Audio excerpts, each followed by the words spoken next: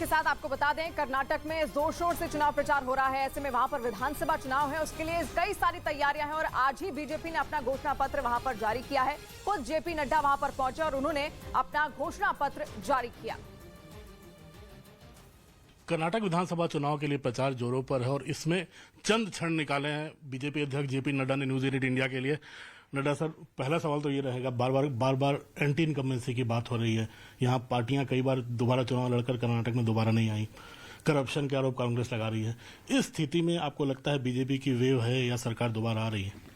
ऐसा है कि यहाँ पर एंटी इनकम्बेंसी नहीं, प्रो इनकम्बेंसी चल रही है और प्रो इनकम्बेंसी में केंद्र की सरकार का भी और प्रदेश की सरकार को भी लोगों को समर्थन देने का मन है।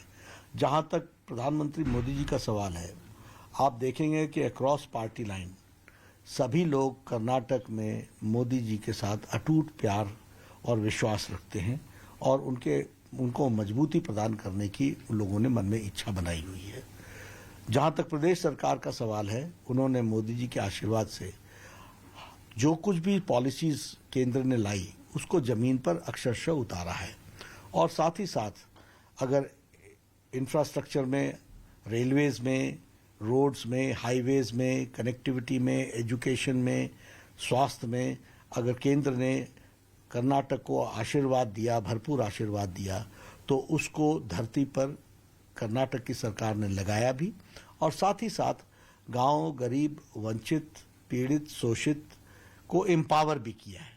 इसलिए लोग भारतीय जनता पार्टी की सरकार को दोबारा लाने के लिए आतुर हैं और मुझे वो स्पष्ट दिख रहा है। नड्डा सर, एक और ओल्ड मैसूर का इलाका है जहां पर बीजेपी कई चुनाव से अच्छा नहीं कर पा रही है, देवेगौड़ा का गढ़ माना जाता था। क्या इस बार फिर से आपको लगता है उनकी पार्टी किंग मेकर बन के फिर रोल प्ले करेगी, यहाँ अस्थिरता लाएगी? ऐसा है कि भारतीय जनता पार्टी के बड़े होने तक में कई गढ़ स्थान पर थे, सारे गढ़ हमने ढाए हैं। इस बार यह गढ़ भी ढह चुका है और यहां भी भारतीय जनता पार्टी का कमल खिलेगा। नड्डा सर, आप मैनिफेस्टो आपने दिया है कर्नाटक का, जनता की आवाज उसमें दी है। आज सामान्य आचार संहिता की बात कर रहे हैं आप लोग, एक कमेटी भी बनेगी। क्या हर राज्य में जहां चुनाव हो रहा है आपको यूसीसी की जरूरत कैसे क्यों पड़ रही है? लोग आरोप लग रहा है कि हिंदुत्व की बात कर रहे हैं आप लोग ज्यादा। यूसीसी की जरूरत नहीं है। हमारे संविधान निर्माताओं ने बहुत विचार करके यूनिफॉर्म सिविल कोड को आगे बढ़ाने की बात कही है और जो हम विकास के काम करते हैं वो सब पर ठीक ढंग से पहुंचे और समाज में सामाजिक समरसता के साथ सब लोग बढ़ें।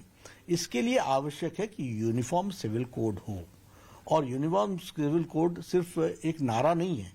इसलिए हाई पावर्ड कमेटी बैठाकर इसकी सारी बारीकियों को वर्कआउट करके समाज में समरसता रखते हुए इस यूनिफॉर्म सिविल कोड को लगाने के लिए भारतीय जनता पार्टी का ये सुनिश्चित मत है जिसको हम पूरा कर रहे हैं।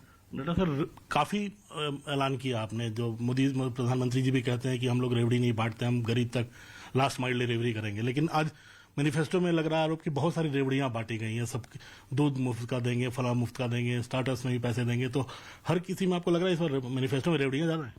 देखिए, हमने कोई रेवड़ी नहीं बांटी और रेवड़ी बांटने का मतलब ये होता है कि आप मुफ्त में किसी को कोई चीज देकर के खुश करना चाहते हैं। हम सशक्तिकरण करते हैं, हम उनको एम्पावर करते हैं। हम किसको दे रहे हैं?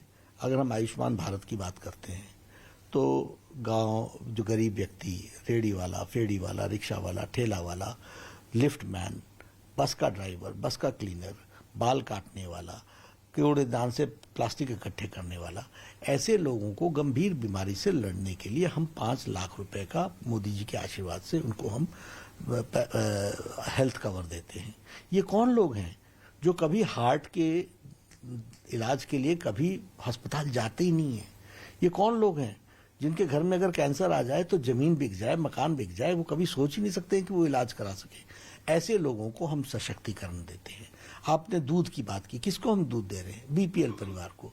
बीपीएल परिवार कौन है? जहां मां अपने बच्चों को दूध से वंचित रखती है, उनको दे नहीं पाती है। ऐसे लोगों को देना एम्पावरमेंट होता है।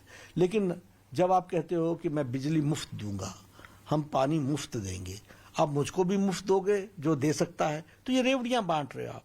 तो कांग्रेस पार्टी रेवड़ी बांटती है और हम सशक्तिकरण करते हैं। नड्डा सर, आप लोगों ने पहले मुस्लिम आरक्षण खत्म किया है कि सरकार ने वोकालिंगा और काफी समाज को, किसी समुदाय को आप लोगों ने आरक्षण भी दिया। क्या ये चुनाव के बाद जारी रहेगा? जो सब फिलहाल रोक रही है उसको इम्प्लीमेंट करेंगे पूरी तरीके से? जो हम लोग देते हैं वो जारी ही रहता है और जारी रखने की ताकत जनता में है, इसलिए जनता हमें ताकत दे, हम जारी रखेंगे। नड्डा सर, खड़गे साहब फिर उनके बेटे ने जो बेतुके बोल बोले हैं, क्या आपको लगता है कि इस बार चुनाव में इस बार काफी बातचीत का स्तर नीचे चला जाता है? देखिए, कांग्रेस पार्टी मानसिक दिवालीपन से गुजर रही है। वो स्तर विहीन पार्टी हो गई है, उनका कोई स्तर नहीं रह गया है। अपने आकाओं को खुश करने के लिए इस तरीके की भाषा का उपयोग करते हैं, आकाओं के निर्देश पर करते हैं और उनके मन में विष भरा हुआ है। वो बौखला चुके हैं। उनको मोदी जी की शख्सियत और मोदी जी के द्वारा किए गए कार्यों से जो जनता का आशीर्वाद मिल रहा है वो उनको पच नहीं रहा है, इसलिए उनसे अनर्गल बोल इस तरीके के निकलते भी हैं और उनको इस तरीके के बोल में ही उनकी मानसिक शांति मिलती है। आखिरी सवाल। लेकिन जैसे जैसे वो ये बातें करते हैं, हमारे भारत की जनता इस तरीके के बोल को कभी पसंद नहीं करती और उनका आशीर्वाद भरपूर मोदी जी को मिलेगा। नड्डा सर, गुजरात में मिशन 150 था, यहाँ कोई मिशन रखा आप लोगों ने? यहाँ मिशन रख लेंगे, लेकिन यहाँ हम सरकार बना रहे हैं और पूरी बहुमत के साथ सरकार बना रहे हैं।